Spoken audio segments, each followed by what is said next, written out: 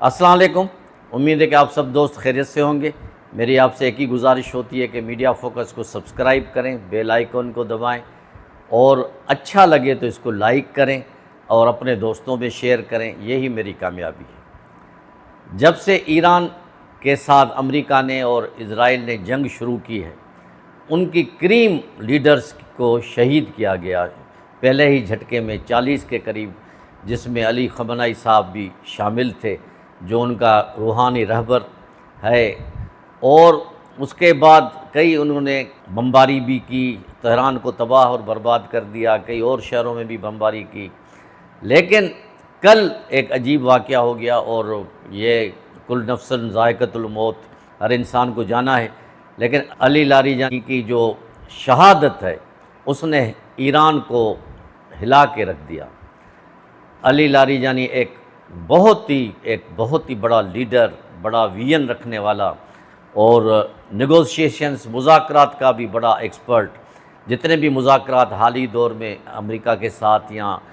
بیرونی ممالک کے ساتھ ہوتے تھے تو علی لاریجانی اس کا اہم رکن ہوتا تھا، ان کی سربراہی میں ان کے مذاکرات ہوتے تھے، بڑا ہی سافٹیکیٹڈ۔ علی لاریجانی بہت بڑا ایک مذاکرات کا بھی ماسٹر تھا، تو جنگ کا بھی بڑا ایک لحاظ سے ایک ایکسپرٹ تھا۔ پاسداران انقلاب ان کو رپورٹ کرتے تھے، ان کا اعتماد بھی علی لاریجانی کا تھا، لیکن ان کی شہادت نے لوگوں کو مایوس کیا اور غمگین کر دیا ایران میں، لیکن ایرانی قوم نے اس کو برداشت کر لیا، اور اس کے بعد انہوں نے جو آج تل ابیب کو تباہ برباد کر دیا، اسرائیل کے کئی علاقوں کو انہوں نے نیست و نابود کر دیا، ان کی جو بھی بڑے بڑے ملٹری کے اڈے تھے یا عمارتیں تھیں ان کو تباہ کر دیا، اور پاسداران انقلاب کے مطابق تقریباً 200 سے زیادہ اسرائیلیوں کو مارا گیا ہے، کئی سو زخمی ہو گئے ہیں، اور تقریباً سنسان ہو گیا ہے تل ابیب اور اس سے آس پاس کے جو علاقے ہیں۔ یہ ایک قسم کا ایک ان کو شہادت جو علی لاریجانی کی ہوئی ہے اس کا انتقام کا ایک حصہ ہے، اور ان کے پریزیڈنٹ نے، ایران کے پریزیڈنٹ صاحب نے کہہ دیا ہے کہ ہم اس کا بھی انتقام ایسا لیں گے کہ امریکہ اور اسرائیل جو ہے دیکھتے رہ جائیں گے۔ اور یہ الگ بات ہے کہ ایران کی قیادت کو تیزی سے شہید کیا جا رہا ہے، لیکن انہوں نے جو خامنہ ای صاحب تھے انہوں نے اپنی جو second line, third line, fourth line یہ جو بنائی ہوئی تھی اس وجہ سے ان کو کوئی زیادہ تک دقت نہیں آ رہی، لیکن بہرحال ایک لیڈر ہوتا ہے جو دن میں 12 گھنٹے میٹنگز کرتا تھا، صبح 5 بجے سے لے کے رات کو 12 بجے تک وہ میٹنگز کرتا تھا، کسی سے کو ہدایات دیتا تھا، کسی کے دورے کرتا تھا، اور یہ فلسطین کے حقوق میں یوم القدس کی جو ریلی تھی اس میں بھی وہ علی اعلان عام آدمیوں کے ساتھ کھڑا تھا، وہاں پہ انٹرویو دے رہا تھا۔ یعنی وہ 20 سال کی عمر سے ہی جو ہے پاسداران انقلاب اور ایران کے انقلاب کے ساتھ تھا۔ اس کی شخصیت بڑی جاذب نظر تھی۔ علی لاریجانی کو دنیا ایک بڑی عزت کی نگاہ سے، خاص کر کے ایران میں اس کو عزت کی نگاہ سے دیکھا جاتا تھا، لیکن اس کی شہادت نے جنگ کو مزید طول دے دیا ہے۔ یعنی ابھی جو بھی جس طرح یہ شہید ہوتے جا رہے ہیں ایران کے لیڈر، تو ایرانی قوم میں یونٹی اب بڑھتی جا رہی ہے۔ وہ یونٹی ایسی بڑھ رہی ہے کہ وہ اب مارو یا مارنے پہ تیار ہو گئے ہیں، اور جو بھی اسرائیل کے یا امریکہ کے جو خواب تھے کہ ہمارے حملے کرنے سے ایران میں یہ ہو جائے گا، وہ ہو جائے گا، وہ سب اسپیکولیشنز ہو گئے، اندازے ہو گئے، تجزیے ہو گئے جو بھی غلط ثابت ہو رہے ہیں۔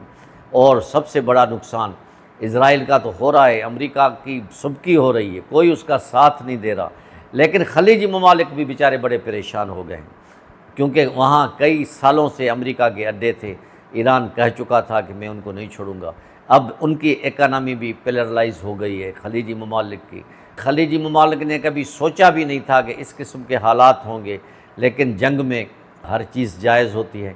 ابھی بھی وقت ہے کہ خلیجی ممالک، آج ریاض میں وہاں پہ اسلامی ممالک کا، خاص کر کے عرب اور خلیجی ممالک کے جو وزرائے خارجہ کا اجلاس ہو رہا ہے، اور وہاں پہ کچھ ڈیسائیڈ کیا جائے گا۔ میری ان سے یہ گزارش ہے اور میری یہ دعا ہے کہ وہ ایسی قرارداد پاس کریں جو امن کو فروغ دے۔ جنگ کے لیے وہ سب مشترکہ طور پہ امریکہ کو دباؤ میں لائیں، ان کو کہیں کہ جنگ مسئلے کا حل نہیں ہے، جنگ سے مسلمانوں کی آبادی تباہ ہو رہی ہے، اکانومی تباہ ہو رہی ہے، ریسورسز تباہ ہو رہے ہیں، جو دبئی کبھی کسی زمانے میں دنیا کا ایک عجیب اور بہترین شہر تھا، آج وہ بھی سنسان ہوتا ہوا نظر آ رہا ہے۔ کئی عرب ممالک جن کے بادشاہ یا جن کے حکمران وہ کبھی اس قسم کی پسپائی میں نہیں تھے جو آج کل ہیں، وہ بھی صبر کر رہے ہیں، وہ ایران پہ حملہ نہیں کر رہے ہیں کہ کہیں مسلمان آپس میں نہ لڑ جائیں۔ یہ میں نے پہلے ویلاگ میں بھی کہا تھا کہ یہ ان کو شاباش ہے،